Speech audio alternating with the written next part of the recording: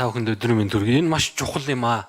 Яг хөө бид бол шууд далайтай улс орн биш. Сая зохицуулалтын гишүүний яриан дээр бол их тодорхой гарлаа. Монголын соёлын өвийн асуудлууд зөвхөн Монголын хүрээнд биш дэлхийн түвшинд яригддаг. Тэр үүднээсээ бол одоо маш чухал гэдгийг сая зохицуулалтын гишүүн хэлжээ. Түүнээс гадна энэ бол зөвхөн одоо хөлийн чандад юм уу Японд байгаа тэр одоо соёлын өвийн зүйлсийг ярихаас гадна Монголд бас байдаг юм аа.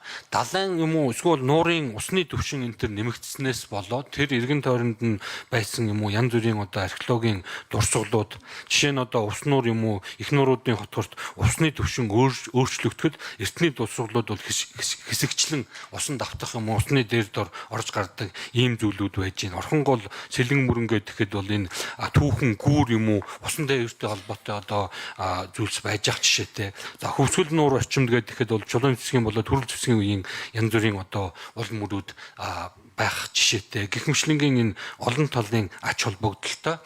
Ер нь бол энэ усанд орох археологи гэдэг бол манай археологийн салбар сүүлийн үед маш сайн хөгжиж байгаа шүү гэдгийг би бүр онцгойлон дурдмаар байна. Түүний нэг хэлбэр бол энэ усанд орох археологийн асуудал ерөөхдөө бас цаашдаа одоо хөгжих. Ер нь бол олон улсад бол нэлээд бас их шинэлэг ийм чиглэл. Монгол ч гэсэн одоо энэ шинэ ухааны чиглэл цаашаа хөгжих болов уу гэж би бодоод байна.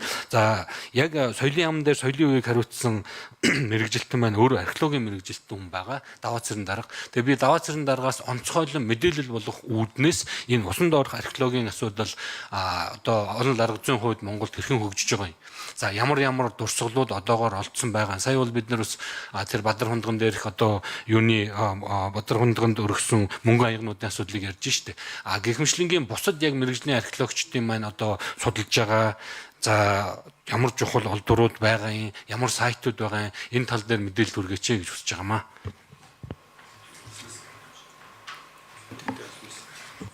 За эндрийн микрофоныг өгье. Хэн хариулах вэ?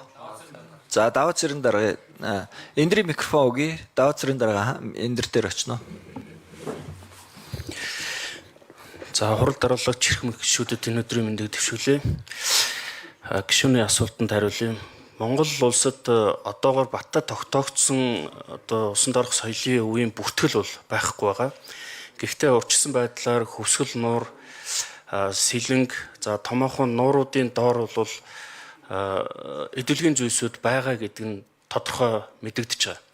За эдгээр зүйлсүүдийг бид цаашаа судалж шинжлэх, эрдэмчлэгийн эргэлтэнд оруулах, хадгалж хамгаалахын тулд мэрэгжилтнүүдэд бэлтгээд эхэлсэн. Япон улсад бид анхны одоо шумбалтыг тун ойрын хугацаанд хийхээр бэлтгээд байгаа. Цаашдаа яг энэ чиглэлээр шат тараатай мэрэгжилтнүүдэд бэлтгэх техник тоног төхөөрөмжийн тусалцаа дэмжлэг авах мөн одоо энэ олон улсын хамтын ажиллагааг хөгжүүлэх байдлаар үндэснийхээ чадварыг бэхжүүлэхээр зорж байгаа.